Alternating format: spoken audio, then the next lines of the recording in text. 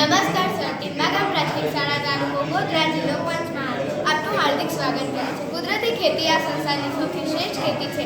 આપણા ગામમાં આ સંદેશો આપવા માટે અમે આ પ્રોજેક્ટનું નિર્માણ કર્યું છે. આપણા દેશમાં રાસાયણિક ખાતર અને ઝેરી જંતુનાશકોના વધુ પડતા ઉપયોગથી દિન પ્રતિદિન ખતરો વધી રહ્યો છે, જેમાં નિવારણ માટે કુદરતી ખેતી એકમાત્ર ઉપાય છે.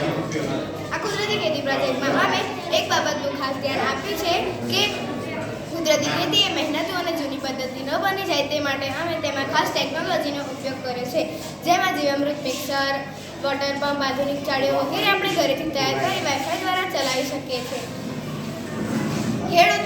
ખેડૂત કુદરતી ખેતી ટેકનોલોજી યુક્ત કરીને વધુમાં વધુ ઉત્પાદન મેળવી શકે છે. બાળ વૈજ્ઞાનિક પ્રદર્શન 2024 મુખ્યત્વે ટકાઉ ભવિષ્ય માટે વિજ્ઞાન અને તકનીકો.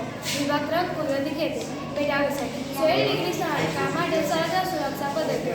રાસાયણિક ખાતર અને વિરુદ્ધ સજીવ ખાતર. પાણીનો યોગ્ય ઉપયોગ. પૃથ્વીનું નામ nature nutrition and farming security. મારું નામ છે ભારતીય મિત્રપાલ. હું ધોરણ 8માં અભ્યાસ કરું છું. મારું નામ પરમાર નવેરા કેશભાઈ છે. હું ધોરણ 8માં અભ્યાસ કરું છું. પ્રસ્તાવના. ભારત એક કૃષિ પ્રધાન દેશ છે એવું આપણે વર્ષોથી કહે છે, પરંતુ ભારતનો ખેડૂત પોતાની મહેનતને ઉત્પાદન પર લઈ શકતો નથી. તેના આ મુખ્ય કારણો છે. પહેલું, આધુનિક ખેતી વિશે અજ્ઞાનતા. બીજું, સિંચાઈની સુવિધા પર અભાવ. ત્રીજું, સંરક્ષણનો અભાવ. ચોથું, પક્ષીઓ દ્વારા નુકસાન. પાંચમું, સજીવ ખાતરનો નહીવત ઉપયોગ. છઠ્ઠું, રાસાયણિક ખાતરનો બેફામ ઉપયોગ. રાસાયણિક ખાતરોની ઝેરી જંતુનાશકના કારણે માનવ સ્વાસ્થ્ય પર અનેક ગંભીર સમસ્યાઓ જોવા મળે છે. વધુ પડતા રાસાયણિક ખાતર અને ઝેરી જંતુનાશકના કારણે હવા, પાણી અને ખાદ્ય સામગ્રી પર પ્રદૂષણ વધી રહ્યું છે. જમીનની ફળદ્રુપતા શક્તિ ઘટે છે. પાકને મદદરૂપ થનારા સૂક્ષ્મજીવો નષ્ટ થવાથી જૈવિક સંતુલન નષ્ટ થાય છે. આ પ્રોજેક્ટ એમાં ફાર્મિંગ સિક્યુરિટી એન્ડ નેચરલ ન્યુટ્રિશનમાં ઓછા ખર્ચે કેવી રીતે કુદરતી ખેતી વિશે સમજાવીશું. વૈજ્ઞાનિક સિદ્ધાંત. પહેલું, બેક્ટેરિયા ધાતુ ખનિજ પદાર્થોને સુપારી સ્વરૂપે ઉપલબ્ધ કરાવે છે.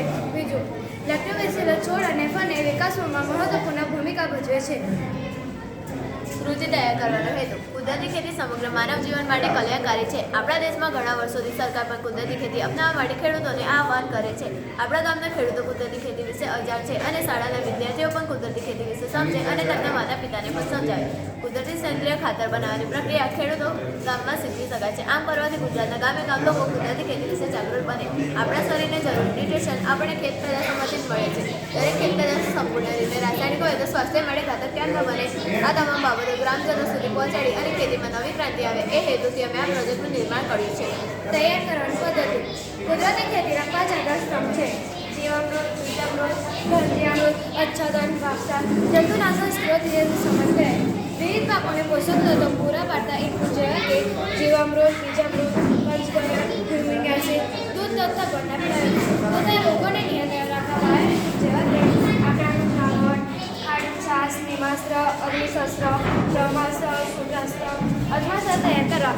આચ્છાદન એટલે કે નકામી ખેત પેદાશોને ઢાંકીને રાખવાથી જમીનના ભેજનું પ્રમાણ જળવાઈ રહે છે.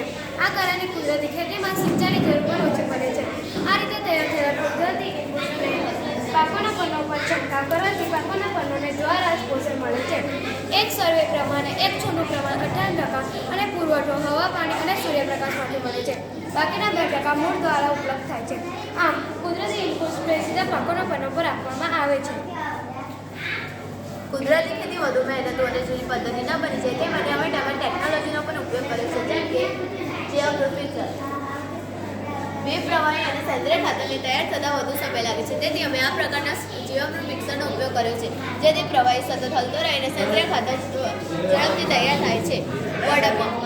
હવે આપણે સિંચાઈ માટે કુદરતી રીતે હવાના દબાણથી કાર્ય કરતા વોટર પંપની કાર્ય પદ્ધતિ જોઈએ. આ વોટર પંપ ટપક સિંચાઈની ફુવારા પદ્ધતિ દ્વારા સેન્દ્રિય ખાતર પાક સુધી પહોંચાડવાનું કાર્ય કરે છે, જેમાં કોઈપણ ઉર્જા વિના કાર્ય થાય છે.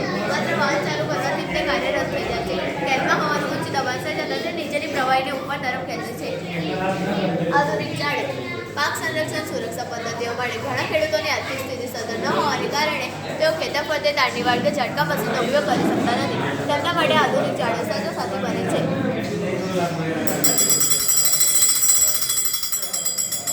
ખેતરમાં તૈયાર થયેલા પાકને પશુઓ, વાંદરાઓ અને પક્ષીઓ દ્વારા નુકસાન અટકાવવા માટે તેમાંથી ઉત્પન્ન થતા અવાજને કારણે તેઓ ડરીને ભાગે છે. વ્યવહારિક ઉપયોગિતા. કુદરતી ખેત પદ્ધતિનો અમલ કરી સ્વાદિષ્ટ અને પૌષ્ટિક ખેત તૈયાર કરવા. નકામી ખેત પેદાશોનો ઉપયોગ કરી બાયોઇનપુટ સ્પ્રે તૈયાર કરવા. અંદાજિત ખર્ચ. નકામી ખેત પેદાશોને ગૌમૂત્રનો ઉપયોગ કરવાથી ઘણો ઓછો ખર્ચ આવે છે. સંદર્ભ. અમારી શાળામાં